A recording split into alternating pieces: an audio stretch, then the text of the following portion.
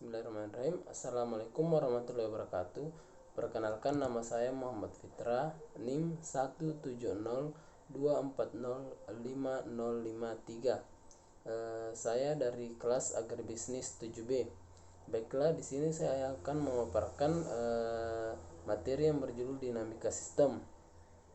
Baiklah, langsung saja kita masuk pada pembahasan. Yang pertama yaitu pengertian dinamika sistem.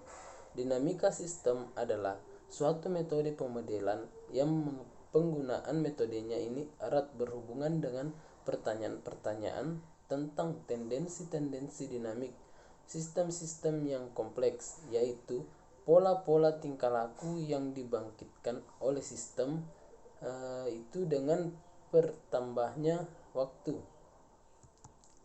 Selanjutnya itu prinsip-prinsip dinamika sistem. Yang pertama yaitu keadaan yang diinginkan dan keadaan yang sebenarnya terjadi harus dibedakan di dalam model. Yang kedua yaitu adanya struktur stok dan aliran dalam kehidupan nyata harus dapat dipresentasikan di dalam model. Yang ketiga yaitu aliran-aliran yang berbeda secara konseptual di dalam model harus dibedakan.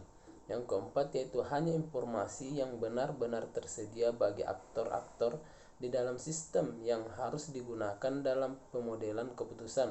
Yang kelima yaitu struktur kaidah perbuatan keputusan di dalam model haruslah sesuai dengan praktik-praktik manajerial. Yang keenam yaitu model haruslah robust dalam kondisi-kondisi ekstrim. Selanjutnya yaitu tujuan dari dinamika sistem. Yang itu dinamika sistem bertujuan membantu seseorang memahami struktur sistem yang kompleks sehingga dapat memperkirakan kapan harus melakukan investasi dan dapat memastikan perilaku struktur sistem agar cocok dengan tujuan akhir. Selanjutnya itu metodologi penerapan dinamika sistem.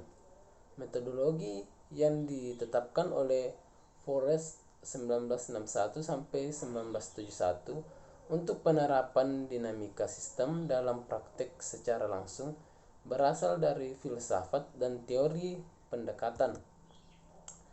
4 metode yang sering digunakan untuk mendukung berbagai tahapan metodologi dinamika sistem adalah yang pertama yaitu huruf rangkap bertanda atau diagram putaran sebab akibat.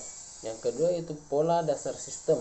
Yang ketiga yaitu paket pirarti lunak simulasi komputer. Yang terakhir yaitu dunia mikro atau microworld. Selanjutnya itu bahasa berpikir sistem. Bahasa sebagai sebuah sistem merupakan suatu susunan teratur berpola yang membentuk suatu keseluruhan yang bermakna atau berfungsi. Terdiri dari unsur-unsur atau komponen-komponen yang secara teratur menurut pola tertentu dan membentuk satu kesatuan sebagai sebuah sistem bahasa sekaligus bersifat sistematis dan sistematik.